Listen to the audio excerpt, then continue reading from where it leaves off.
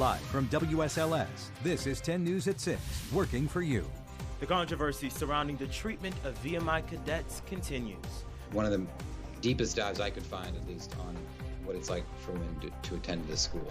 Tonight, we're working for you to break down the latest allegations, this time about sexual assault on campus. Plus, a change in rules for your kids in the classroom. The new challenges for the school year with the CDC's updated guidelines. Good evening and thanks for joining us for 10 News at 6. I'm Lindsay Ward. And I'm McKinley Strother. John is out tonight. Former and current cadets at Virginia Military Institute are coming forward with claims of sexual assault. Today, the Washington Post released an article about what some women dealt with on campus. These allegations come after a year of investigations and historical changes. 10 News reporter Sydney Jacksteimer is here. Sydney, what do these women say happened to them? Yeah, well, McKinley Lindsay, the author of the article, Ian Shapira, says the stories shared by these women were shocking. He spoke with over a dozen female cadets. Several of them say they were sexually assaulted by a fellow male cadet while at VMI.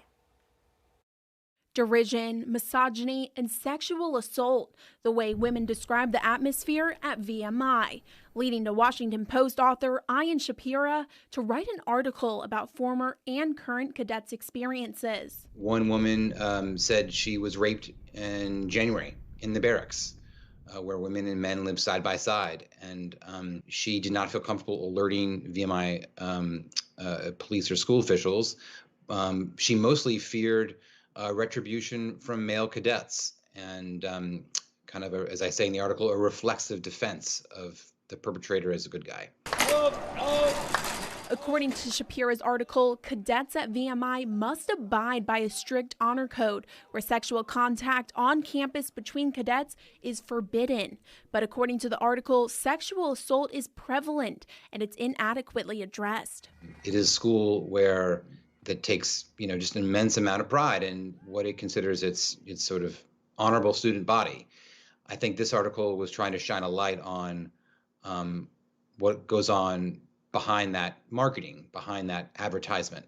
VMI released a statement to the Washington Post, which was shared in the article saying, quote, "All reports of sexual assault and harassment are handled by VMI with the utmost urgency in accordance with federally approved policy and in the best interests of the cadet who makes the report."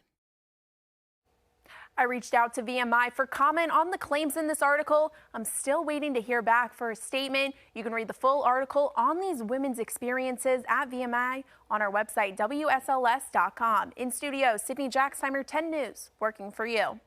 6 children are hurt tonight after a golf cart crash in Rockbridge County. According to state police, a person was driving the cart at Jellystone Park. The gas pedal stuck and the driver couldn't stop it. It hit 6 kids, seriously hurting 2. They were flown to Roanoke Memorial Hospital. No charges have been filed.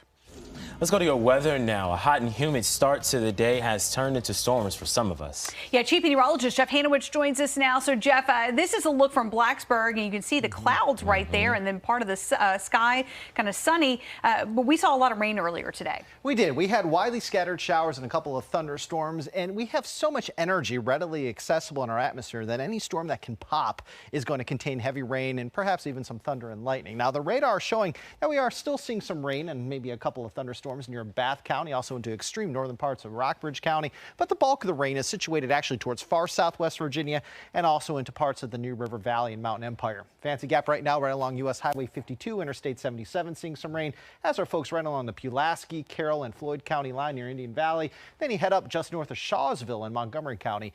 You have a rather heavy cell. All this moving northeast at a very slow clip of about 20 to 25 miles per hour. So we expand the picture, you'll notice that we have much more rain and thunderstorms out to the west and down to the south of us. This flow is going to continue here for at least the next 2 to 3 days, and that's going to keep those daily thunderstorm chances in the forecast for us, with Wednesday perhaps having a little bit of a spike in the rain and thunderstorm activity across the region. Now this evening, any showers or thunder showers will begin to taper off. Temperatures at 7 in the middle 80s before we fall to near 80 by around 10. And your Tuesday planner showing temperatures starting out tomorrow in the 70s, highs in the lower 90s. Morning hours on Tuesday were dry. Pop-up thunder showers will be possible after about 2 p.m. McKinley. Right now, no new patients can be admitted to 5 state mental health hospitals. The Virginia Department of Health says the temporary move is due to staffing shortages. The closures not only impact staff, but police departments as well. Lynchburg's police chief says officers are not equipped to treat patients properly. In many cases, they have to take the patient into an emergency custody order. That gives us up to 8 hours to hold that person while mental health professionals can evaluate them to determine if there's need for further mental health treatment. If there is, usually a TDO is issued or a temporary detention order. That then requires us to transport them anywhere in the Commonwealth to get that treatment. And a lot of times we're waiting for hours and in some cases days for beds to open up. Well, of the 5,500 positions statewide, there are 1,500 vacancies. School's getting ready to welcome kids back to the classroom, but the new mask guidance from the CDC will bring new hurdles along with it. As we've reported, their new mask guidance says masks are not necessary for vaccinated teachers or students. Educators say there's little time to prepare with this new guidance. Aside from determining who has and hasn't been vaccinated, not every kid can be. The Pfizer vaccine is the only shot allowed for kids 12 and up. And then what do you do with the child who could be medically or religiously exempt from getting a vaccination? There have been a lot of concerns expressed for privacy for students and staff as far as who has taken the vaccine and who has not. The Virginia Department of Education plans to release an updated mask guidance soon, but that it will ultimately be up to each school district to decide. City of Roanoke needs your help to decide how to spend $64.5 million coming from the American Rescue Plan. The Star City Strong Recovery and Resiliency Advisory Panel is designed to make your voice heard. It will hold 63 people. To become one of those, apply on the city's website by Friday at 5. Leaders say they're looking for a diverse group of people. We'd really like to hear as well from citizens who own businesses, who are involved in neighborhoods, who represent manufacturing or different parts of the economy, our healthcare industry, our tourism industry, our recreation industry. The city will also hold virtual town hall meetings to receive input. The first one is scheduled for July 20th. The strike continues today at the Volvo plant in Dublin after the union rejected the third agreement. The union met with Volvo yesterday to continue discussions. They say the offer is the final one with no more bargaining. On Wednesday, the union will re-vote on that offer, but the Associated Press reports some people are already crossing the picket lines. And today, the company began implementing that third offer. You can find the union's full statement on our website. Just log on to WSLS.com. Honoring the heritage of what was once a hub for black families and businesses.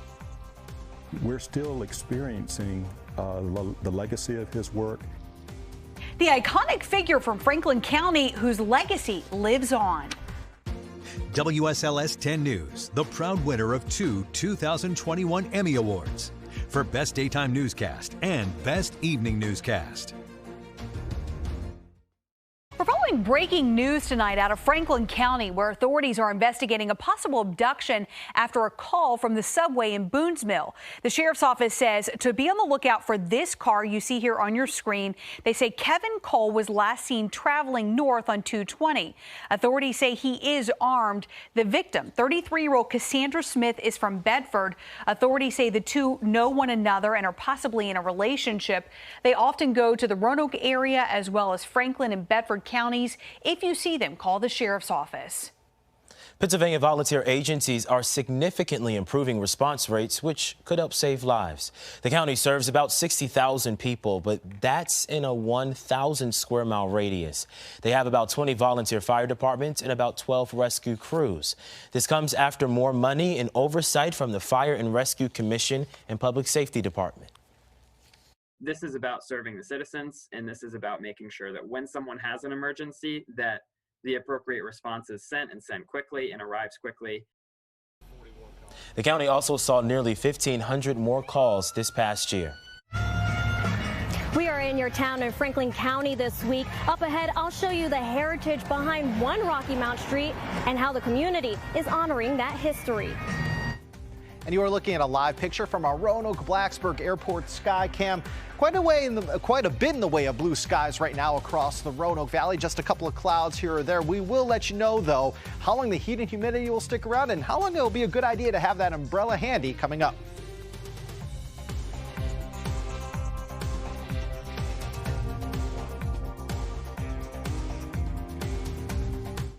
WSLS 10 in your town, sponsored by Bank of Bataton.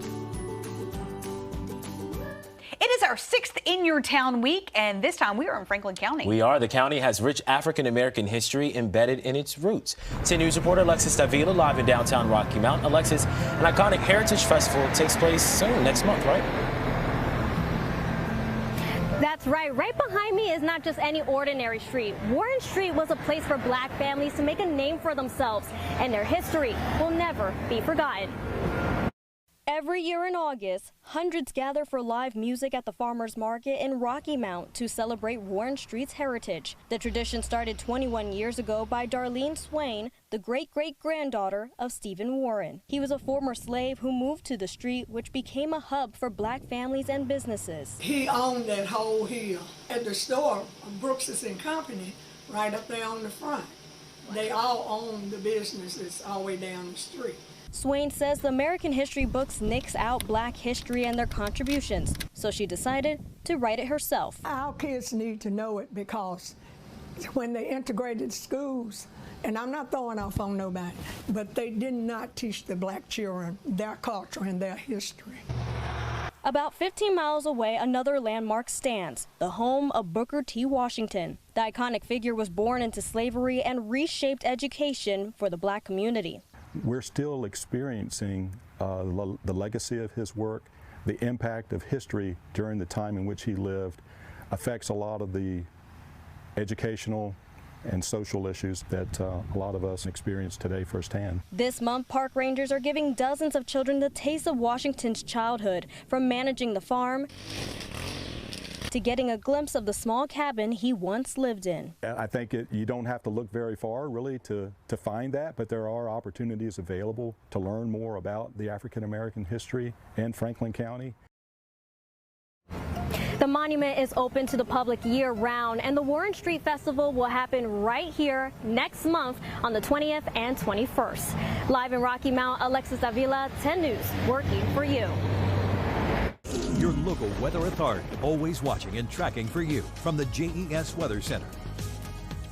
It's 6:17, and we do have some spotty thunder showers around. You'll notice that the New River Valley, Mountain Empire Highlands among the areas seeing a little bit of rain right now. North-northeast movement, 20 to 25 miles per hour. We've got some rain in Montgomery, Pulaski, Floyd, Carroll, even into Grayson counties. There's actually more rain towards far southwest Virginia. Those should move into more West Virginia than, say, more into the Commonwealth here over the next couple of hours or so. I want to take you into Bath County, areas in and around Millboro, also into areas, say, near Hot Springs, right along 220, seeing some heavier downpours. Looks like the worst of the weather is going to stay away from you folks in Goshen, but impact other locations into northern Rockbridge County before eventually moving into Augusta County here momentarily. Now, the bigger picture showing that as we look ahead over the next couple of days, we're going to have a front that is slowly but surely going to be progressing to the east, and as that happens, it's going to increase our rain chances. So tomorrow's going to be a day similar to today, about a 20 to 30% chance for pop-up thunder showers. You'll notice tomorrow, 5 p.m., most of the rain staying to the south, to the north, and to the west of us. But look what happens as we head into Wednesday. Although the activity will die down Tuesday night, it will definitely reform as we head into Wednesday, say after lunchtime. The front is actually overhead for us on Wednesday, and that will create a higher coverage area of scattered showers and thunderstorms at that point. The front is going to be a very slow mover, but it should get out of here just in time for Thursday before rain chances again ramp up as we head into Friday and the weekend. Now, as we look at the hurricane season so far, already, and we're only in early to mid-July, we've had 5 named storms. The next name on the list is Fred, but here's some good news. I don't think that we're going to have Fred developing anytime soon because no tropical development is expected here over the next 2 to 5 days. And one of the reasons why we think that is happening is something called the Saharan dust. We've talked about this a couple of times now. Saharan dust is being blown from Africa over the Atlantic Ocean. It emerges a few times every year. It can help prevent tropical systems and also can cause a bright bright sunrise or sunset. So if you have any family or friends in Florida, they're probably seeing really beautiful sunrises and sunsets because of the Saharan dust. Saharan dust is staying further to the south of us for the time being. Temperatures right now mid to upper 80s out across south side locations. Hot spot right now, Lynchburg 91. You're in the middle 70s, and Wytheville, Hillsville, and Galax, you've been a little bit closer to rain today. That's held your temperatures down just a touch. For tomorrow, we are looking at highs ranging between 85 and 92. But I want you to look at the purple numbers here. We could have heat indices along into the east of the Parkway anywhere between 92 and 99 degrees heading into tomorrow, and that could mean some of us may suffer cramps from time to time. Again, when that heat index gets above, say, the low to mid 90s, cramping can take place. So again, it's going to be really hot and humid again tomorrow. Any thunder showers end this evening. Otherwise, fog may form. Warm and muggy overnight lows tonight, ranging between 64 and 72. For tomorrow, hazy, hot, humid, a few more thunder showers possible. Best chance just like today in the mountains. Highs in the mountains 80s to near 90. Outside the mountains 87 to 93. Your extended forecast showing temperatures in the 90s here through Friday. Then we fall into the mid to upper 80s Saturday, Sunday, and Monday. Rain chances again ramp up Friday into the weekend. NBC Nightly News is coming up next. It sure is, and we'll see you right back here for 10 News at 7.